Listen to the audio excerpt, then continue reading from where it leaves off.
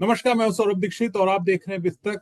आज हम बात करने वाले हैं आठवें वेतन आयोग की। काफी आठवें वेतन आयोग को लेकर चर्चा चल रही है और बहुत सारे सवाल आ रहे हैं, बहुत सारी खबरें भी आ रही कि कब से लागू होगा। ये तो एक बड़ा सवाल है ही। अभी तक इसमें क्या हुआ, क्या जो बजट से कुछ उम्मीद थी आठवें वेतन आयोग की कि सरकार कोई ऐलान कर सकती है, अब इसमें आगे क्या कुछ होना है, क्या टाइमलाइन रह सकती है, फिटमेंट फैक्टर क्या हो सकते हैं, कब से लागू होगा, कितनी सैलरी बढ़ेगी, पेंशनर्स को क्या उम्मीदें हैं, क्या वो पूरी होंगी। ये सब बहुत सारे सवाल हैं और इन पर बात करने के लिए आज हमारे साथ बहुत ही खास मेहमान मौजूद हैं। मनजीत सिंह पटेल जी मौजूद हैं, national mission for old pension scheme Bharat के राष्ट्रीय अध्यक्ष हैं। सर, बिस्तर पर बहुत बहुत स्वागत है आपका। थैंक यू सौरभ जी, बहुत बहुत धन्यवाद आपका। सर, ये पहला सवाल तो ये होगा कि आठवीं वेतन आयोग कब से लागू हो रहा है, एक ये सबसे बड़ा सवाल है और पूछा भी जा रहा है। क्या आपको लग रहा है कोई बड़ा अपडेट सामने आया है? क्या सरकार की कुछ तैयारी इस पर दिख रही है आपको? सौरभ जी देखिए, आठवें पे कमीशन के लागू होने की जहां तक बात है, ये डे वन से क्लियर है कि 1 जनवरी 2026 से ही उसको लागू होना है। भले ही उसकी रिपोर्ट 27 में आए या 26 के लास्ट में आए, या उसको उनकी जो रिपोर्ट की जो उसमें जो भी संस्तुतियां दी गई हैं, सजेशंस दिए गए हैं, जी। उनको भारत सरकार 27 में स्वीकार करे, मिड में करे या 26 के लास्ट में करे, लेकिन लागू उसको 1 जनवरी 2026 से होना है। जी। रही बात जो सरकार की तैयारी तो ऐसा है ना कि कछुए की चाल से चल रही है सरकार की। 15 जनवरी को अनाउंसमेंट किया था 2025 को। जी। 15 जनवरी 2026 निकल चुका है। हम 15 जनवरी 2000 मतलब 15 फरवरी 2026 भी गया। जी। जी। तो अभी तक अभी एक भारत सरकार का भी एक लेटर आपको देखने को मिला होगा कि ऑफिस के लिए एक डायरेक्टर की नियुक्ति की थी उन्होंने। जी। अभी कल परसों में एक लेटर फिर से आया है। अब एक दूसरे डायरेक्टर का नाम आया है। तो हो सकता है ऑफिस अभी, मुझे लगता है कि ऐसा अभी ऑफिस सेटअप चल रहा है। ऑफिस में काम करने वाले लोग शायद सरकार को नहीं मिल पाए हैं। तो प्रोसेस मैं कहूँगा बहुत डिले है, बहुत लेट है, बहुत सुस्त है। जिस तरह से भारत सरकार दावा करती रही है कि इजी गवर्नेंस, स्विफ्ट गवर्नेंस, और उस तरीके से नहीं दिख रहा है। जी। 12-13 महीने हम लेट है। और मुझे लगता है कि भारत सरकार को इस पर विशेष तौर पर ध्यान देना होगा, ताकि बहुत ज्यादा लेट ना हो, क्योंकि 13 महीनों का, 14 महीनों का लेट होने का मतलब यह है कि कर्मचारियों को कई लाख रुपए का नुकसान ऑलरेडी हो चुका है। तो एक बात कह रहे थे कि ये हम पहले ही लेट हो चुके हैं काफी, सरकार ने बहुत जी। देर कर दी इसकी घोषणा करने में। अब जो पहले लेट थे, अब अनाउंस भी हो गया, लेकिन अभी भी वो आप कह रहे हैं कि तेजी पकड़ते हुए नहीं दिख रहा है, काम बहुत स्लो चल रहा है। जैसे नियुक्ति की बात हो, ऑफिस सेटअप की बात हो, क्या लग रहा है मतलब रफ्तार जो एकदम ही कछुए की रफ्तार से चल रही जो आप कह रहे हैं? भाई, अभी उन्होंने अभी 5-7 दिन पहले 8 CPC की वेबसाइट लॉन्च की है। जी। और वेबसाइट में 18 क्वेश्चंस डाले हैं और लोगों से सुझाव मांगे हैं। क्वेश्चंस भी ऐसे हैं कि जिनका कर्मचारियों से दूर दूर तक वास्ता नहीं है। क्वेश्चन में पूछ रहे हैं कि पे कमीशन के लिए फिलोसफी क्या होनी चाहिए। अब जी। पे कमीशन की फिलोसफी तो हजार लोग हजार फिलोसफी बताएंगे, उसका कोई मतलब नहीं है।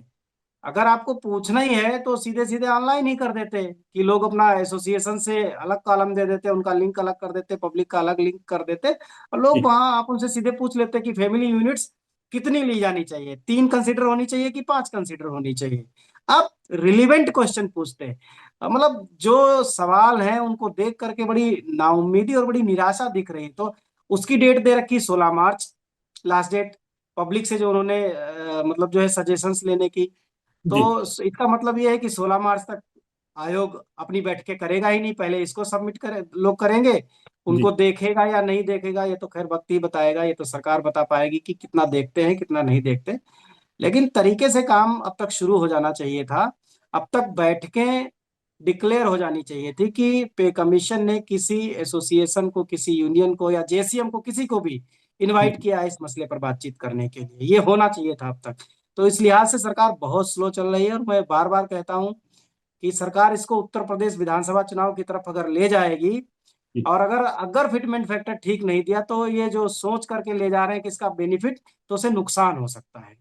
पब्लिक जितना नाराज होगी जी। उतना नुकसान होगा, फायदा नहीं होगा सरकार का।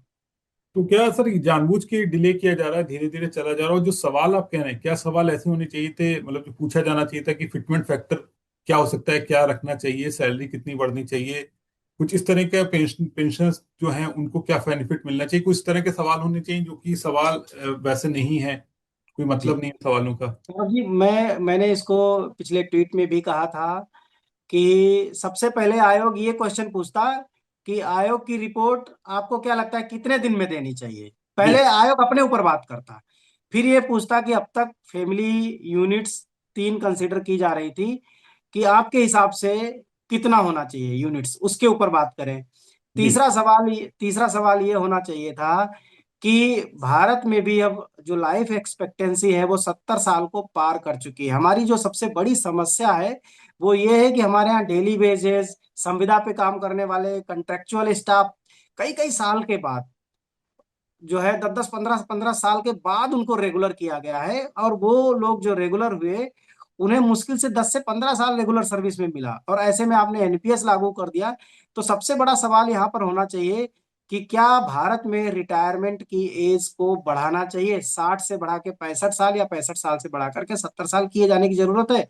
इस जी। तरह के लाजिमी जो सवाल है वो होने चाहिए। आप पूछ रहे हो फिलोसफी क्या होनी चाहिए, गाइडेंस क्या होना चाहिए।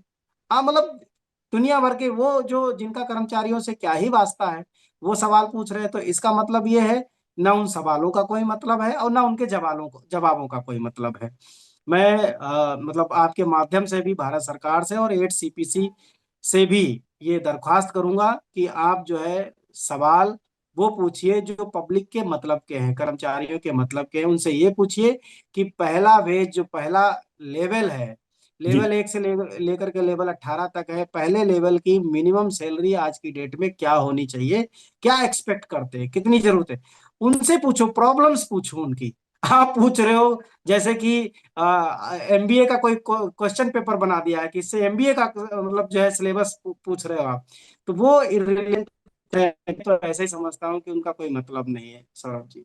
मंजी सर, सवालों का कोई मतलब नहीं आप कह ही रहे हैं। क्या बजट में कुछ उम्मीदें थी आठवें वेतन आयोग को लेकर कि सरकार कुछ ऐलान करेगी, कुछ घोषणा कर सकती है? क्या वो उम्मीदें पूरी नहीं हुई, कोई झटका लगा? नहीं, बजट में तो देखिए पहले से कुछ ऐसा अनाउंसमेंट नहीं होता है जब तक कमीशन की रिपोर्ट सबमिट ना हो जाए। पहले कमीशन की रिपोर्ट सबमिट होगी, कमीशन बताएगा कि इतने पैसे की जरूरत पड़ेगी सरकार को उनके कर्मचारियों के एरियर्स देने में, तो उस हिसाब से फिर बजट में व्यवस्था की जाती है। जी लेकिन जब पे कमीशन का अनाउंसमेंट किया गया था सौरभ जी, जी उस समय ये कहा गया था तकरीबन तकरीबन 2 लाख करोड़ के आसपास सरकार पर पे कमीशन का लोड आ सकता है, या उसके खर्चे सरकार पर वाहित हो सकते हैं। जी तो 1 फरवरी 2026 के बजट में उस पैसे की व्यवस्था होनी चाहिए थी। लेकिन सरकार ने क्या किया, सरकार ने यह कहा कि कमीशन के लिए उसने तकरीबन तकरीबन 24 करोड़ रुपए का आवंटन कर दिया कि कमीशन अब काम करेगा।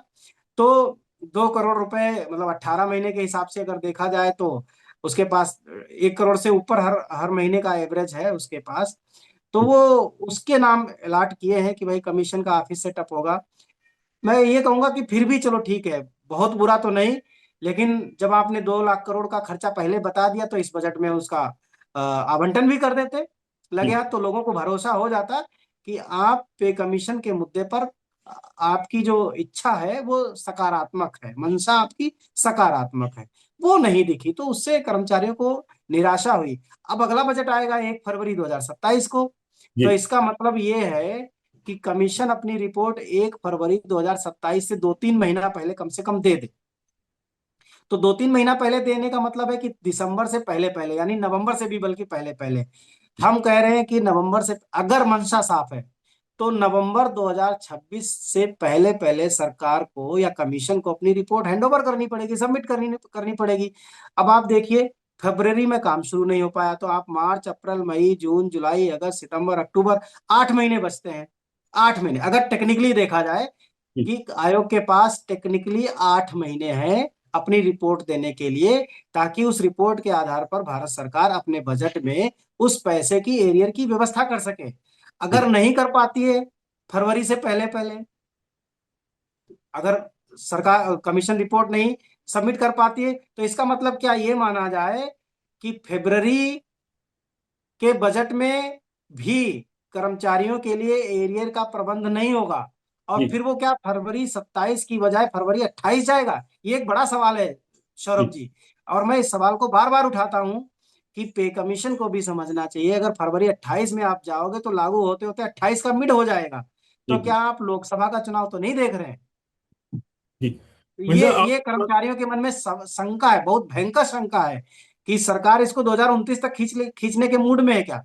अगर जी नहीं है तो सरकार को एकदम साफ करना पड़ेगा, तस्वीर एकदम क्लियर करनी पड़ेगी कि वो 200 दिन में पे कमीशन को हिदायत दे, पे कमीशन को मतलब जो है सजेशन दे या डायरेक्शन दे कि 200 दिनों में उसकी रिपोर्ट को सबमिट करे, तब जाकर के लोगों के साथ जस्टिस हो पाएगा।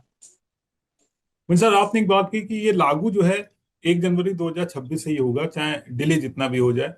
ये कह सकते हैं जितना डिले होगा उतना फायदा मिलेगा कर्मचारियों को एरियर के नहीं रूप में। नहीं नहीं नहीं, फायदा नहीं मिलेगा, ये देखने का लोगों का नजरिया गलत है। जितना डिले होगा कर्मचारी को उतना नुकसान होगा। मैं बताता हूं कैसे। जी जितना डिले होगा, बेसिक सैलरी और डीए का जो डिफरेंस होगा, जी बेसिक प्लस डीए को जो मिला करके जो बनेगी, उसका डिफरेंस तो एरियर में मिल जाएगा। जी जी लेकिन टीए का एरियर, एचआरए का एरियर और बाकी भत्तों का एरियर सरकार नहीं देती है। सरकार जिस दिन कमीशन की रिपोर्ट को लागू करती है, उस दिन से बढ़े हुए भत्ते देना शुरू करती है। तो भत्तों का तो नुकसान हो गया, मेन नुकसान तो भत्तों का ही होना है। पे जी जी कमीशन में पिछली बार भी 14-15% दिया था। तो एचआरए का नुकसान, जो कि एक बड़ा नुकसान है, मैं बोलता हूँ, पहले से भी बोलता आया हूँ कि 2 साल अगर लेट होता है तो एक 4800 ग्रेड पे के कर्मचारी को तकरीबन तकरीबन तकरीबन 3 लाख के आसपास का नुकसान है। तो जी उस नुकसान से हम बच सकते हैं अगर जल्द से जल्द सरकार इसको लागू करे। जी। ये आपने एक इम्पोर्टेंट बात है कि जितना डिले होगा कर्मचारी को उतना ही ज्यादा फिर नुकसान होगा। मंजी सर, हमने फिटमेंट फैक्टर पे पहले भी बात की थी, बहुत सारी इस पे बातें चल रही थी, इतना होना चाहिए उतना होना चाहिए, फिर ये जो डिमांड थी कितनी होनी चाहिए। क्या फिटमेंट फैक्टर पे कुछ क्लियरिटी आई है? सरकार का कुछ इस पर रुख देख के लग रहा है आपको कि कितना हो सकता है, कितना सरकार रख सकती है? नहीं सौरभ जी, देखिए, फिटमेंट फैक्टर की भविष्यवाणी नहीं की जा सकती। हम ये जरूर बोल सकते हैं कि मिनिमम इससे नीचे नहीं होना चाहिए, मैक्सिमम तो अनलिमिटेड है, उसकी जी कोई लिमिट नहीं है। लेकिन अभी जो हमारी जो मेन डिमांड है, वही फिटमेंट फैक्टर बढ़ेगा कैसे, आएगा कहाँ से? एक तो जी डियरनेस अलाउंस को उसमें मर्ज करेंगे, उससे आएगा। जी दूसरा है कि आपको ग्रोथ क्या मिलती है, उससे आएगा। और जी तीसरा ये है कि आपकी सैलरी में किन किन नई चीजों को इनकारपोरेट किया जाए ताकि आपके वेजेस बढ़ जाए। तो जी वो जो मैं सबसे बड़ा कारण देख रहा हूं अभी तक का, वो बार बार मैं उसको कहता हूं कि सबसे बड़ा कारण है कि फैमिली यूनिट्स को बढ़ाना। क्योंकि भारत में बुजुर्गों की संख्या आज की डेट में, आज 20 साल के पहले के मुकाबले कहीं ज्यादा है। हर घर में एक दो बुजुर्ग हैं, और जिनकी उम्र 60 साल से ऊपर है। तो भाई जो बच्चा नौकरी कर रहा है, तो उसके बुजुर्गों की जिम्मेदारी भी उसी के कंधों पर है। जी अभी फैमिली में हस्बैंड वाइफ और 2 बच्चे, इनको कंसीडर किया गया है। फैमिली का मतलब कि मदर फादर भी हैं। तो 5 लोगों को, मतलब मदर फादर हस्बैंड वाइफ और किड्स, इन जी 5 लोगों को कंसिडर किया जाए। अगर ऐसा सरकार करती तो 66% तो वैसे ही ग्रोथ मिल जाएगी। और बाकी जो सरकार देगी तो एक ठीक ठाक हैंडसम मतलब फिटमेंट फैक्टर हमें मिल सकता है। ये बात जी मैं बार बार कहता हूं, इसीलिए मैं बोलता हूं कि मिनिमम फिटमेंट फैक्टर एटलीस्ट अगर 1 जनवरी 2026 को ही देखें जी। तो वो करीब करीब 2.25 से ऊपर जाना चाहिए। मिनिमम की बात कर रहा हूँ कि इससे कम तो हो ही नहीं सकता। जी लेकिन सरकारों के ऊपर है, पे कमीशन के ऊपर है कि वो कैसे सोचता है। क्या पता उसको लगे कि इनको कर्मचारियों को सैलरी देने की जरूरत ही नहीं है। अभी अभी एक डिसीजन सुप्रीम कोर्ट ने दिया है कि उत्तर प्रदेश में जो है अनुदेशक थे, वो बेचारे 2017-18 से उनको 7,000 रुपए मिल रहे थे, मतलब जी मिनिमम वेजेस से भी काफी कम। अब उन्होंने उनको 17,000 रुपए मिनिमम करार दिया है कि पीछे से उनको एरियर दिया जाए। तो माननीय जो हमारे चेयरमैन हैं, उनसे भी अनुरोध हमारा रहेगा कि कर्मचारियों के लिए पे कमीशन के भविष्य में बहुत ज्यादा मायने नहीं बच रहे हैं, अभी मायने खत्म हो गए हैं। तो इस बार दिल खोल करके कर्मचारियों की वाजिब समस्याओं का समाधान करें, फैमिली यूनिट पर बहुत ज्यादा फोकस करें, पेंशन पर बहुत ज्यादा फोकस करें, तब जाकर के कहीं समाधान हो पाएगा। सर, आप जो कह रहे थे कि लागू तो 1 जनवरी 2026 से होगा, लेकिन जितना डिले होगा उतना कर्मचारियों को नुकसान है, भत्ते के रूप में एक बड़ा नुकसान है ही। क्या जी। जितना डिले होगा ये फिटमेंट फैक्टर भी अच्छा मिलना उतना कमजोर होता जाएगा? नहीं सौरभ जी, देखिए टेक्निकली अगर बात करें तो सरकार ये कहती है कि 31 दिसंबर 2025 को जो सैलरी थी, आखिरी सैलरी, जी उस पर फिटमेंट फैक्टर मिलता है। ठीक है। जी जी अगर सपोज दैट किसी की 1 लाख रुपए, मतलब दिसंबर 2025 में 1 लाख रुपए सैलरी थी, और उस समय डीए था हमारा 60%, तो इसका मतलब 1.6 जो फिटमेंट फैक्टर है, सॉरी, तो मतलब जो है 160% तो वो ऑलरेडी मौजूद है, मतलब 1.6 का जो फिटमेंट फैक्टर है वहां पर ऑलरेडी है। अगले ही दिन एक इंक्रीमेंट है, अगले ही दिन एक डियरनेस अलाउंस बढ़ता है, 1 जनवरी को बढ़ जाता है। तो जी अगर हम उसको भी कंसिडर कर लें तो 3% का डीए आप कंसिडर कर लीजिए, 3.5-4% का इंक्रीमेंट कंसिडर कर लीजिए, यानी 4-3-7% के आसपास लगभग लगभग उसको जोड़ दीजिए, तो 60 और 7 67 हो जाता है, यानी 1.67 तो ऑलरेडी वहां पर मौजूद है। ये तो तब हुआ जब नो प्रॉफिट नो लॉस है, 1 डे, अगले दिन। जी ग्रोथ फैक्टर अगर 25% भी सरकार देती है तो 67 में आप 25% जोड़ लीजिए, 7-5-12 हो गया, और 6-2-8-1-9, यानी 1.92 का फिटमेंट फैक्टर तो केवल केवल और केवल ग्रोथ फैक्टर से आता है। जी हम डिमांड कर रहे हैं कि फैमिली यूनिट्स को भी बढ़ा दिया जाए, 66% हम वहां पर मांग रहे हैं। तो जब जी आप इसको भी बढ़ा दोगे तो वो 2.64 को पार कर जाएगा, हम ये डिमांड कर रहे हैं। बल्कि जी वो 2.884 को भी पार कर जाएगा। जी तो हम इस तरीके से डिमांड हमारी है कि इसको अगर सरकार देखेगी, पे कमीशन ध्यान से देखेगा, तो फिर अगली बार उसको पे कमीशन के में बहुत ज्यादा काम करने की जरूरत नहीं रहेगी। जी। सर आपकी बात हुई कि जो कर्मचारी हैं उनको क्या उम्मीद लग रही है, वो क्या चाह रहे हैं कि कितना इन हैंड सैलरी बढ़ जानी चाहिए, फिटमेंट फैक्टर को लेके उनका क्या आइडिया है, वो क्या सोच रहे हैं फिटमेंट फैक्टर, और क्या उनको कुछ उम्मीद है कि वो पूरी होती दिखेगी इस बार? नहीं, कर्मचारी देखिए, कर्मचारी तो पहले ही बहुत आहत है सौरभ जी, क्योंकि 12-14 महीने डिले हो गया, अभी काम शुरू नहीं हो पाया। तो 12-14 महीने अनाउंसमेंट और काम शुरू होने के बीच में हो गया है, तो इस चीज को लेकर के मायूसी है। अब जी लोग लोग उम्मीद कर रहे हैं, और ये भी मैं तो बार बार कहता हूँ कि हमारे प्रधानमंत्री जी बड़े दिल वाले व्यक्ति हैं, ठोक करके डिसीजन लेने वाले व्यक्ति हैं, 56 इंच के सीने वाले व्यक्ति हैं, और हम हमें भरोसा भी है इस मामले में भी उन्होंने पे कमीशन का गठन किया है जब, तो कुछ जी बेहतर करेंगे। लोगों को बहुत उम्मीदें हैं, लोग 2.82 भी कह रहे हैं, लोग जी 2.86 भी कह रहे हैं। अभी एक FNPO, एक ऑर्गेनाइजेशन है, पोस्टल ऑर्गेनाइजेशन है, तो फेडरेशन है पोस्टल डिपार्टमेंट्स का, तो उसने एक रखा भी है, प्रस्ताव भी रखा है सरकार के पास। लेकिन जब तक बैठक नहीं होती, बातचीत नहीं होती आमने सामने, तब तक ये सब सारी बातें पब्लिक को खुश करने वाली बातें हैं। जी टेक्निकली जब आप चाहोगे बोलने को, मैं अगर यहाँ से कह दूं कि कम से कम फिटमेंट फैक्टर 2.92 का होना चाहिए, तो पब्लिक एकदम खुश हो जाएगी, उसको बहुत बढ़िया लगेगा। लेकिन डिमांड के पीछे लॉजिक, रीजनिंग, ये मतलब वैलिड रीजंस होने चाहिए ना। कैसे जी आएगा वो फिटमेंट फैक्टर, वो भी बताना पड़ेगा। तो अभी कुछ भी कहना ठीक नहीं होगा। अभी जो मैं कहूंगा कि एक अच्छा growth factor plus family units को 3 से बढ़ा करके 5 किया जाना, ये सबसे प्रभावी डिमांड है, और सरकार को इस पर काम करना ही होगा। जी। मैं सर एआई पर भी एक आपसे सवाल पूछना चाहेंगे, क्योंकि प्राइवेट सेक्टर में तो जो है काफी से जॉब्स जा रही हैं, जो बातें भी चल रही हैं कि आने वाले वक्त में काफी जॉब जाएंगी, एआई जिस तरह से एक्टिव हो रहा है। अगर सरकारी जॉब की बात करें तो एआई कुछ जी, इम्पैक्ट डालता हुआ दिख रहा है, और क्या जिस तरह एआई बढ़ रहा है, ये जो हम बात करें 8वें वेतन आयोग में सैलरी की, क्या इस पर भी एआई का कुछ असर दिखेगा?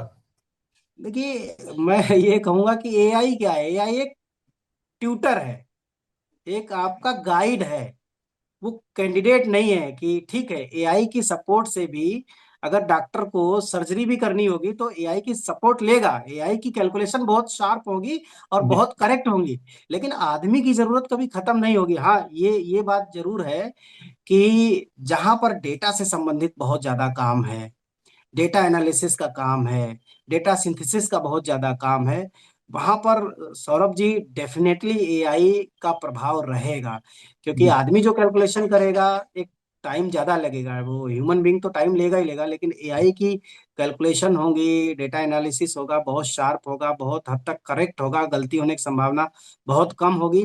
तो ऐसे जो सेक्टर हैं उनमें डेफिनेटली एआई की वजह से मतलब मैन पावर में कमी तो आएगी आदमी को। हालांकि एआई को भी तो आदमी चाहिए, जी जी एआई को सपोर्ट करने वाला, एआई को कंट्रोल करने वाला आदमी की जरूरत हमेशा बची रहेगी, लेकिन तमाम सेक्टर ऐसे आएंगे सौरभ जी जिनमें छटनी होगी, बैड इफेक्ट आएगा, इसमें कोई दो राय नहीं है। क्योंकि एआई अभी अपने खुद पहले अगर देखा जाए एआई जनरेशन 1 में है।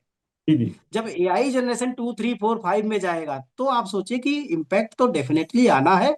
और हमारी जनरेशन में भी देखिए काबिलियत बढ़ रही है, स्किल बढ़ रही है, और उसी हिसाब से लोगों के अंदर काबिलियत बढ़ेगी, लोगों के अंदर हैंडलिंग कैपेसिटी बढ़ेगी, लोगों के अंदर तमाम स्किल डेवलप होंगी। तो मुझे लगता है कि अगर आदमी को खुद को रिप्लेस नहीं होने देना है तो उसको हार्ड वर्क करना पड़ेगा, स्मार्ट वर्क करना पड़ेगा। लेकिन प्रभाव आप रोक नहीं सकते, बदलते दौर में बदलती चीजों का प्रभाव हमेशा आदमी पे पड़ा है, तो जी। एआई का भी पड़ेगा। एआई का पड़ेगा जॉब पे, आप बता रहे हैं, लेकिन क्या एड पे कमीशन जो लागू होना है, जो सैलरी बढ़नी है, इस पर कुछ इम्पैक्ट दिख सकता है एआई का? एआई के चलते कुछ भाई कम सैलरी एआई बढ़े? तो भाई कैलकुलेशन का काम आप कैलकुलेटर से करो, कंप्यूटर से करो, या किसी एआई एप्लीकेशन से करो, तो जाहिर सी बात है एआई आधुनिक टेक्नोलॉजी है, ज्यादा सटीक है, उसके पास ज्यादा डेटा है, ज्यादा सिंथेसाइजेशन हुआ है, ज्यादा एनालिसिस हुआ है। तो जाहिर सी बात है एआई का तो इस्तेमाल होगा ही होगा। अब अभी अभी सरकार, अभी पे कमीशन ने 18 क्वेश्चंस मांगे, जी लोगों से 18 क्वेश्चंस पर राय लिया। अब उन 18 क्वेश्चन पर लाखों लोगों ने राय दी होगी, तो जी अब उसको बैठ करके 10 आदमी तो 10 दिन में नहीं कर सकते, जी जी लेकिन एआई कर सकता है उसको। एआई को एक बेहतर प्रॉम्प्ट देंगे, एआई ऐसा बनाया होगा, अगर नहीं बनाया है तो बनाने का प्लानिंग होगा, तो जी एआई उसे चंद मिनट में या चंद समय में कर सकता है। तो एआई के उपयोग को आप नकार नहीं सकते, और जरूरत है हमारे समाज की, हमारे समय की सबसे बड़ी जरूरत भी है एआई। हम इवोल्यूशन के फेज से गुजर रहे हैं, तो जाहिर सी बात है एआई को आप नकार नहीं सकते, और 8 CPC में भी एआई का इस्तेमाल 200% होगा। जी। और सर, पेंशनर्स की अगर बात करें तो उनको क्या उम्मीदें लग रही हैं एड पे से, और क्या लग रहा है वो उम्मीदें पूरी होती लग रही हैं जो जिस तरह जो सरकार का रुख है? क्योंकि आपके तो बड़ा ढीला ढाला रवैया चल रहा है, बहुत कछुए जैसी स्पीड है। सौरभ जी, ये बड़ा मतलब जो है बड़ा संवेदनशील सवाल है। मेरे पास गुजरात से पेंशनर्स के फोन आते हैं, असम से आते हैं, बहुत सारे लोगों के जी आते हैं, इंजीनियरिंग डिपार्टमेंट के फोन आते हैं, पोस्टल डिपार्टमेंट के रिटायरी लोगों के फोन आते हैं, और एमईएस के लोगों के फोन, जो मिलिट्री इंजीनियरिंग सर्विसेज है वहां से फोन आते हैं। तो उनको बड़ा भरोसा है कि मोदी सरकार कुछ बेहतर करेगी। जी मोदी सरकार के समय में पे कमीशन उन्हें मिल रहा है। हालांकि पहले भी मोदी सरकार ही आई थी जब 2016 जी में जब पे कमीशन आया था, लेकिन उस बार लोगों को बहुत निराशा मिली थी। तो इस बार लोगों को उम्मीद है कि पिछली बार उतना अच्छा नहीं किया था, लेकिन इस जी बार मोदी जी कुछ बेहतर करेंगे। हमें भी भरोसा है कि कुछ बेहतर होगा, लेकिन बैठक हो जाए एक बार, एक बार आयोग के मेंबर्स के साथ, आयोग के चेयरमैन के साथ आमने सामने जब आदमी बैठ लेता है, जी जब उनका रुख देखते हैं, तो एक बेहतर आइडिया हो जाता है कि इनकी सोच कर्मचारियों को लेकर के कैसी है, पेंशनर्स को लेकर के कैसी है। तो जी वो माइंडसेट हमें पता चलेगा। तो वो जब तक बैठक नहीं होती तब तक कहना ठीक नहीं होगा। लेकिन हमें लगता है कि आमतौर पर पुरुषों के मुकाबले महिलाएं जो होती हैं वो मतलब कहते हैं कि ज्यादा संवेदनशील होती है, ज्यादा उदार होती है। तो कर्मचारियों को ये ऐसा मौका मिला है कि एक जो चेयरमैन है इस बार हमारी 8 CPC की, माननीय रंजना जायसवाल जी, तो बड़ा बड़ा भरोसा है हम लोगों को कि बेहतर कुछ करेंगी वो, एक नजीर स्थापित करेंगी। जी। जो न्यूनतम सैलरी की बात है, इसमें क्या कुछ बड़ा बदलाव देखने को मिल सकता है इस बार? मैं कहता आया हूँ पहले से ही कि जो 18,000 है उसको 50,000 के आसपास, मतलब 50+ जाना चाहिए। जी 50 से नीचे का कोई मतलब नहीं है। जी तो उस पर मैं हूँ कि अभी भी 50+ dearness allowance plus HRA plus TA, इन सब चीजों का, और भी जो भी भत्ते हैं, अलग अलग विभागों के अलग अलग भत्ते हैं, अलग अलग नौकरियों के, तो जी। उसके हिसाब से मैं मान के चलता हूँ कि 50 से नीचे तो नहीं टिकेगा, ऊपर ही जाएगा। तो बहुत सारी बात की, एक लास्ट वाली जानना चाहेंगे, ओल्ड पेंशन का जो मामला है, आप तो इस पर लगातार मांग उठा रहे हैं। अब क्या लग रहा है कि सरकार से कुछ इस पर बात हुई, कुछ क्लियरिटी इस पर मिली है? और अगर नहीं तो फिर आगे की आपकी क्या तैयारी है, और अभी क्या क्या कुछ चल रहा है? जी सौरभ जी, अभी जब संसद का सत्र चल रहा था 4-5 दिन पहले तक, तो तब भी एक दो बार क्वेश्चन लगे थे, और जी माननीय state finance minister Pankaj Chaudhary साहब ने इस पर जवाब भी दिए। सरकार ने फिर यही बात दोहराई कि there is no proposal under consideration regarding old pension scheme restoration. मैं भी बार बार लोगों को बोलता हूं कि देखो, आपको ओपीएस चाहिए, ओपीएस का मतलब आपका पैसा वापस मिल जाए और 50% की गारंटी मिल जाए, और वो आपको एक निश्चित सर्विस की लंबाई पर ही मिलेगा। अभी 25 साल है, सरकार उसको 25 साल से कम करे। हमारा हमारा जो डिमांड है वो 20 साल का है। और जी। जिनका 20 साल नहीं हो रहा है, जो 40 साल में आए हैं, कम से कम उन लोगों को 5 साल, 6 साल या 10 साल, जितना भी एक्सटेंशन नौकरी में देना पड़े उतना नौकरी में एक्सटेंशन दिया जाए, रिटायरमेंट में एक्सटेंशन दिया जाए ऐसे जी। लोगों को, ताकि उनको 50% जो पेंशन है वो मिल सके, और कर्मचारी का अंशदान वापस मिल जाए उनको। वो जी। व्यवस्था होनी चाहिए। जब डेथ एंड डिसेबिलिटी के केस में है वही चीज, तो 20 और 25 साल की नौकरी पूरी करने वाले व्यक्ति को वो आप क्यों नहीं दे रहे हो? ये लॉजिकल क्वेश्चन है। वो सरकार अगर अमेंड कर दे तो एनपीएस और यूपीएस अपने आप ओपीएस बन जाएंगी। जी। सर, हमने तो बहुत सारे सवालों की बात की। कोई सवाल आपको लग रहा हो जो इम्पोर्टेंट हो, रह गया हो, जिस पर आप कुछ बताना चाहें? एक बात हम कहेंगे कि हमारा जो हम लोग अभी कैंपेन चला रहे हैं पूरे भारत से, हम जी। हर रोज अलग अलग जिलों से माननीय प्रधानमंत्री जी तक अपने ज्ञापन भिजवा रहे हैं। और पूरे देश के कर्मचारियों से भी हम यही अपील करते हैं कि इसमें सहयोग करें, और एक ज्ञापन अपने जिलाधिकारी को दें और जी। प्रधानमंत्री जी को संबोधित करते हुए। और उसमें हमने 5 डिमांड लिखी है सौरभ जी, वो बहुत जी। इंपॉर्टेंट है। अगर अगर आप कहें तो मैं वो बता दूं कि वो बिल्कुल। इतनी इंपॉर्टेंट क्यों है। जी।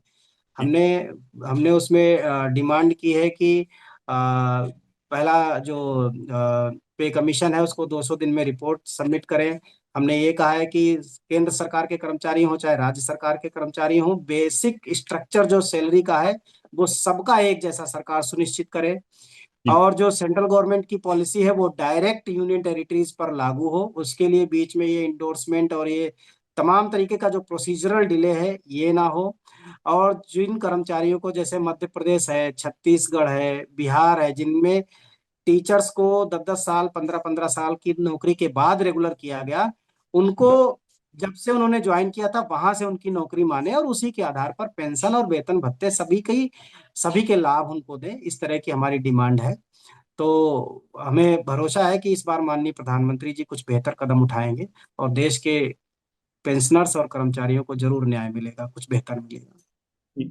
तो मंजीत सर के साथ हमने बहुत सारे सवालों पर बात की, चाहे वो आठवां वेतन आयोग कब से लागू होने की बात हो, चाहे एआई की जो जिस तरह से बात चल रही है, डर के माहौल उस पर बात हो, फिटमेंट फैक्टर पे बात हो, पेंशनर्स की उम्मीदों पर बात हो। आपको हमारी ये बातचीत कैसे लगी, मंजीत सर के साथ कमेंट करके बताइए। अगर आपका कोई सवाल हो आठवें वेतन आयोग को लेकर और मंजीत सर से भी कोई सवाल हो तो कमेंट बॉक्स में लिखेगा। हम दूसरे एपिसोड में मंजीत सर के साथ उन्हीं सवालों पर बात करेंगे।